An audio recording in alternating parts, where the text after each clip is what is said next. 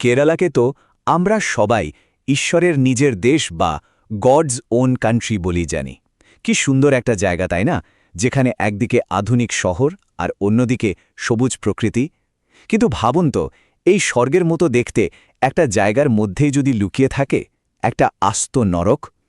আজ আমরা সেরকমই এক জায়গার কথা বলবো, চেরথালার একটা 2.5 একরের বাংলো, যেটা প্রায় 19 বছর ধরে এক ভয়ঙ্কর রহস্যকে নিজের বুকে চেপে রেখেছিল। এই গল্পটা সিএম সেবাস্টিয়ান নামে এক ব্যক্তির, আর তার সেই বাংলোর, যেটা পরে মানুষের কাছে কবরখানা বাংলোর নামেই পরিচিতি পেয়েছিল। এমন একটা সত্যি ঘটনা যা সামনে আসার পর শুধু কেরালা নয়, একেবারে গোটা দেশকে নাড়িয়ে দিয়েছিল। তো এই পুরো ঘটনার শুরুটা হয়েছিল 2017 সালে।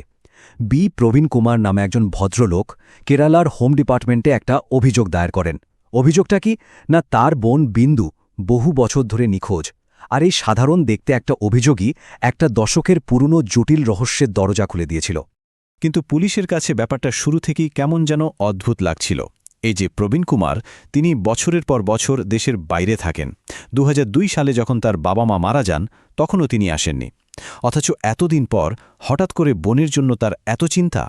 তাও আবার ঠিক তখন যখন তিনি জানতে পারলেন যে বোনের সম্পত্তি অন্য কারো নামে হয়ে গেছে। পুলিশের মনে একটাই প্রশ্ন ঘুরছিল, আসল চিন্তাটা কি বোনকে নিয়ে নাকি কোটি কোটি টাকার সম্পত্তি নিয়ে? আর এই সম্পত্তি মানে কোনো যেমন তেমন সম্পত্তি নয়। কেরালার একেবারে প্রাইম লোকেশনে প্রায় 5 কোটি টাকার জায়গা জমি। তো পুলিশের মনে হলো, একজন মহিলা এত টাকার সম্পত্তি বিক্রি করে হুট করে উদাও হয়ে যাবেন, এটা তো খুব একটা স্বাভাবিক ঘটনা হতে পারে না।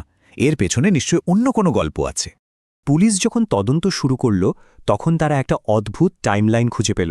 দেখুন, 2002 সালে বিন্দুর বাবা মা মারা যাওয়ার পর সব সম্পত্তি তার নামে হয়। শেষবার তাকে দেখা গিয়েছিল 2005 সালে বাবার পেনশন তুলতে। আর ঠিক তার পরেই বিভিন্ন সময় তার সমস্ত সম্পত্তি বিক্রি হয়ে যায়। আর তার ভাই, সে অভিযোগ জানাতে এলো ঠিক 12 বছর পর 2017 সালে। প্রতিবেশীদেরও তেমন কিছু মনে হয়নি, কারণ তারা ভেবেছিল বিন্দু হয়তো পড়াশোনা করতে ব্যাঙ্গালোর গেছে। তাই এতগুলো বছর ধরে কেউ তার খোঁজও করেনি।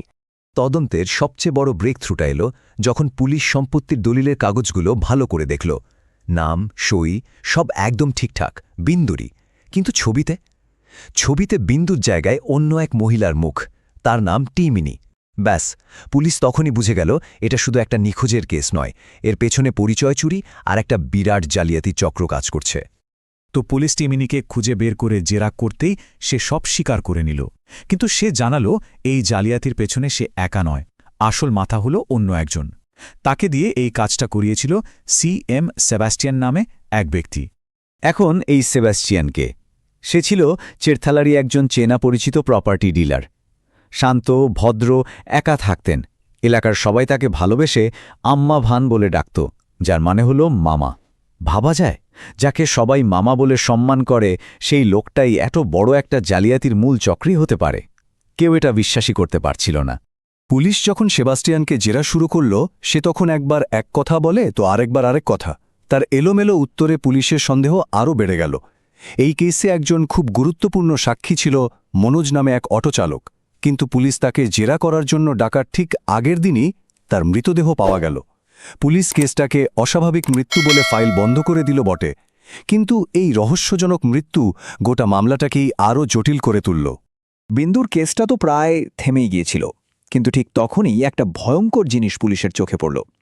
পুরনো ফাইল ঘাঁটতে গিয়ে তারা দেখল, শুধু বিন্দু নয়, চেরথালা আর তার আশপাশের এলাকা থেকে একইভাবে আরও কয়েকজন মহিলা নিখোঁজ হয়েছেন। আর এই নিখোঁজ হওয়ার মধ্যে একটা স্পষ্ট প্যাটার্ন ছিল।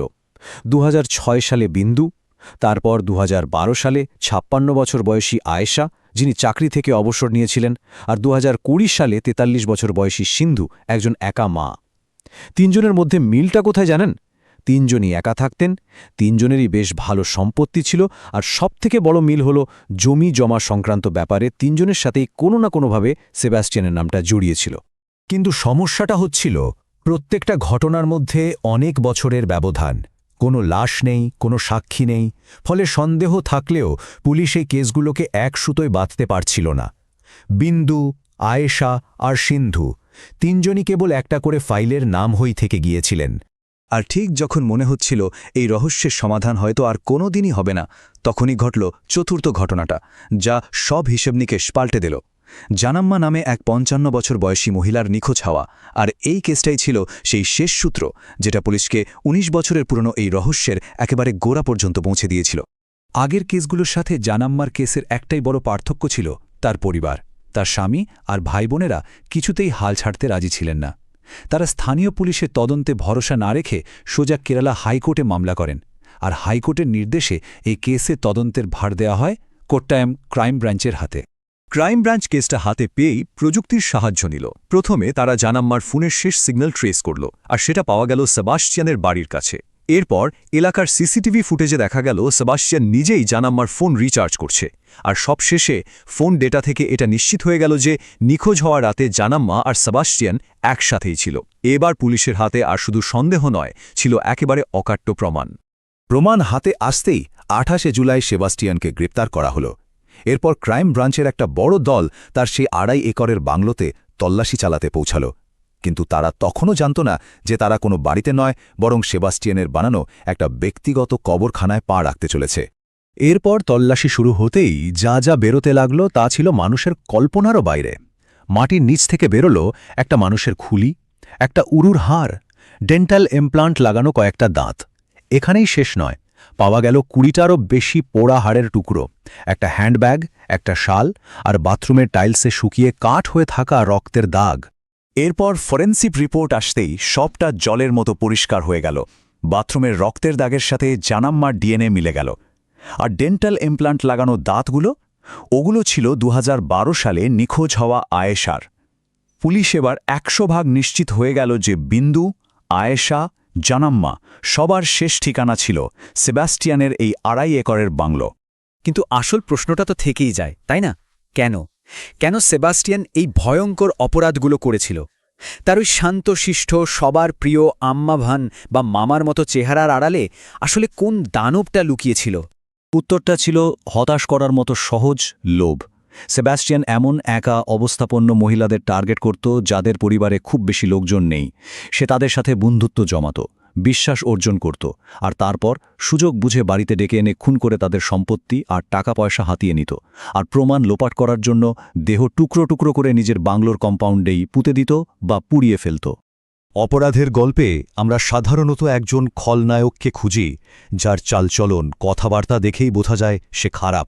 কিন্তু পাশের বাড়ির আম্মা ভান, যাকে সবাই বিশ্বাস করত, ভালোবাসত, সে কিভাবে এমন একটা দানব হতে পারে? এই ঘটনাটা হয়তো আমাদের এটাই মনে করিয়ে দেয় যে পৃথিবীতে মানুষের চেয়ে ভয়ঙ্কর প্রাণী আর দ্বিতীয়টি নেই। সেবাস্টিয়ান এখন জেলে, তার বিচার চলছে। কিন্তু তার ওই বাংলোর মাটিতে আরও কতজনের গল্প চাপা পড়ে আছে, সেই সত্যিটা হয়তো আর কোনোদিনই জানা যাবে না। এই ঘটনা আমাদের মনে শুধু একটাই অস্বস্তিকর প্রশ্ন রেখে যায়: আমরা আমাদের পাশের বাড়ির মানুষটাকে আসলে কতটা চিনি?